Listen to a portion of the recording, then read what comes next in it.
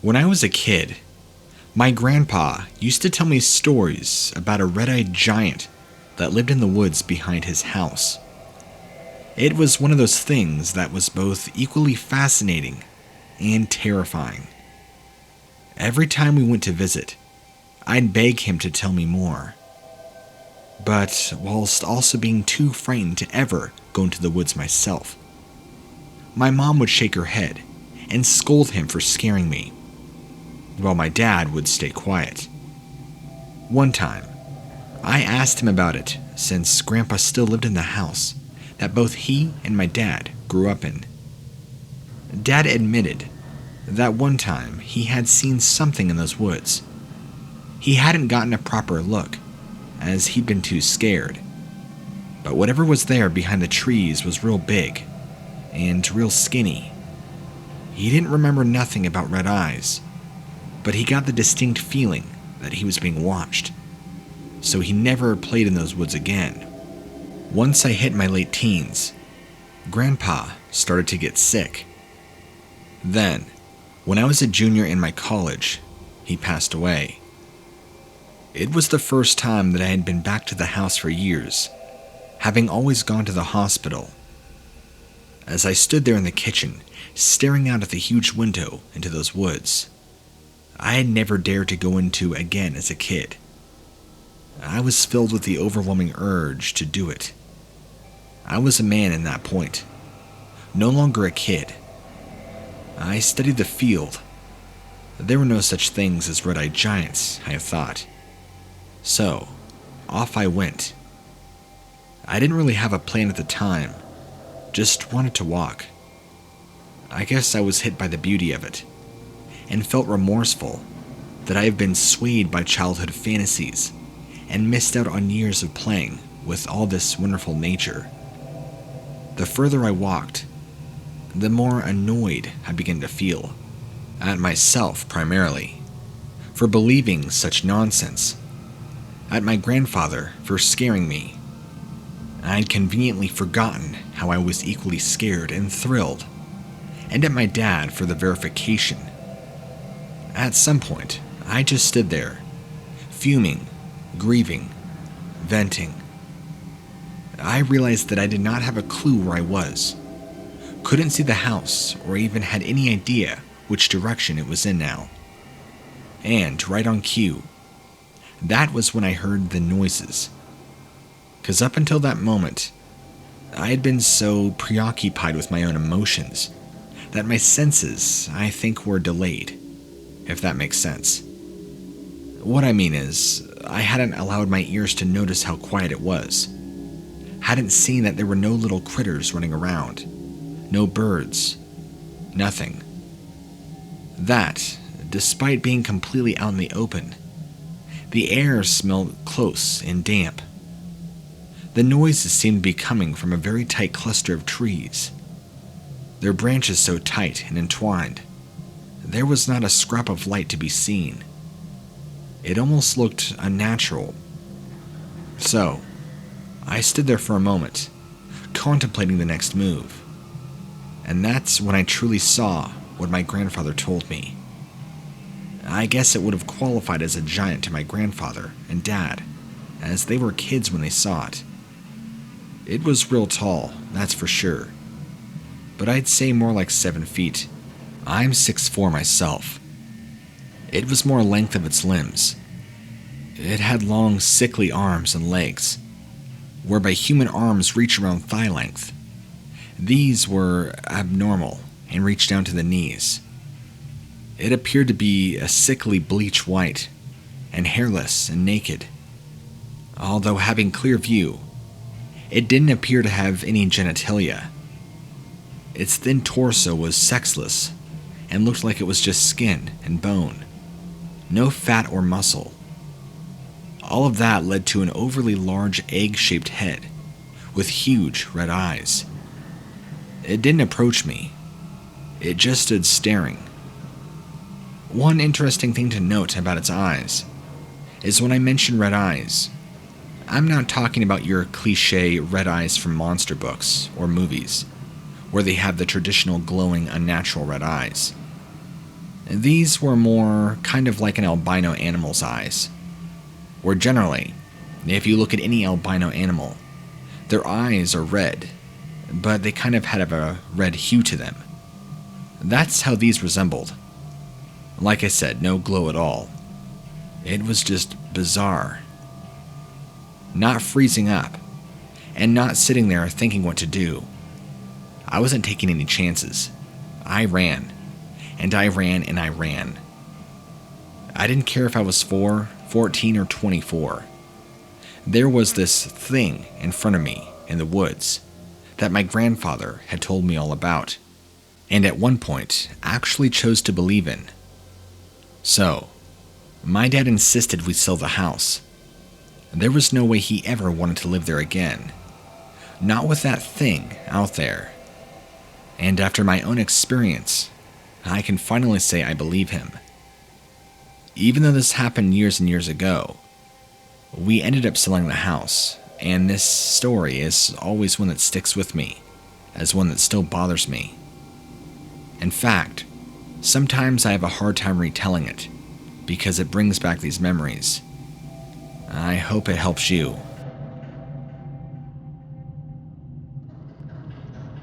As a kid, I loved to play manhunt all the time in the woods behind the school I was at, since it had the best places to hide in. There was just one rule from all parents. Don't go to the back area of the woods, where there were small caverns. They were far too dangerous. Now I should explain. These weren't deep, spelunking caverns. These were just small little indentations in the earth. I mean, they were more than tunnels. You could actually go in them, and probably explore them to some degree. But they were very small, in comparison to the more recognized cave systems of America. There was also talk of shear drops, bears, and other sorts of animals, more applicable to us kids, ghosts and monsters that lived in them and ate children. We were all sufficiently scared enough to not go near them. However, sometimes it takes something quite insignificant to make you break an unwritten rule. You see, I was sick and tired of being found first at the time. The fact that I was one of the tallest kids, and at the time, I had long red hair, which my mom insisted on tying in high bunches, meant I was easily spotted, time and time again. It was becoming very annoying, and a running joke with the others, at how useless I was at hiding. So, being a headstrong kid, determined to make them shut up, I knew exactly where I should go, where no man dare to tread. The caves. I ran there as fast as I could one day when the counting began. And they were right at the very far end of the woods, and it was pretty dark because the lack of light hitting that spot, and the very tall trees and timber halting any sunlight from getting into this area. I had never been this far, and I will admit, looking back, that I was scared and nervous. Now that I was actually there, staring at the mouths of the small cavern entrances, I began getting a bad feeling.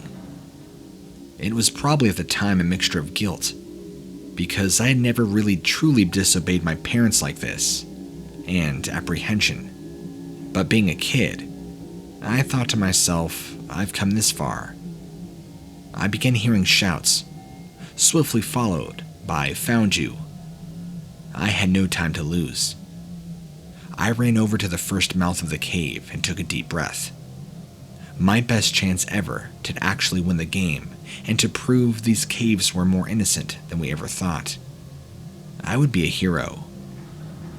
I gingerly began to edge my way in when, I swear, I saw eyes. I wasn't a dumb kid. Despite making this real bad, I knew it was possible that there would be things living in them. We didn't actually have bears in our area. I figured that was just something else made up to keep the kids away. But there would be other animals in there. Don't bats usually hang about in caves? So it was totally possible that the red eyes that appeared belonged to a pale face way up in the air. as if the body attached to the face was tall. I remember standing there, frozen to the ground. When people say it is built into our DNA in these situations for either fight or flight, they forget to mention that it is also totally normal to just freeze up, which I did, until the face with those eyes became a little more clear, and as it became a little closer out of the cave, I can see indeed that it was not a cave-dwelling fox or raccoon or something.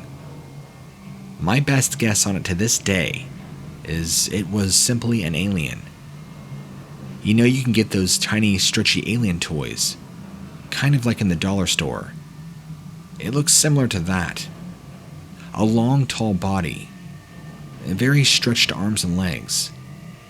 That was enough to make me unfreeze. In more ways than one, unfortunately, as not only did my legs start to move, so did my bladder, and I peed my pants.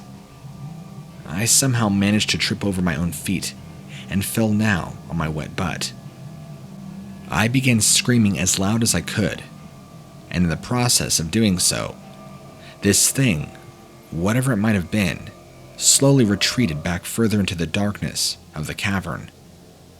I carried on screaming until a couple of my braver friends came running. They dared to cross the invisible threshold of the do not enter and rushed over to find me, not at exactly my best. Let's just say I was a mess, snotty, shivering, and quivering. But thankfully, everybody saw how genuinely terrified I was. I never did get made fun of. Luckily, my friends were good.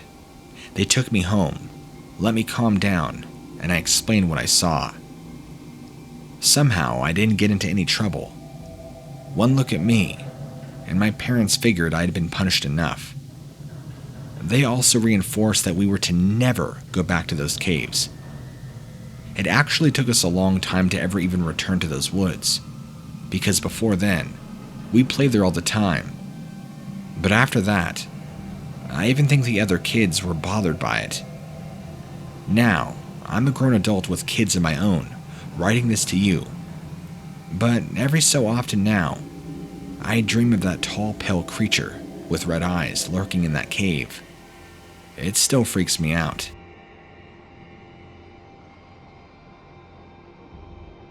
Back in 2018, I took this girl that I was dating at the time camping.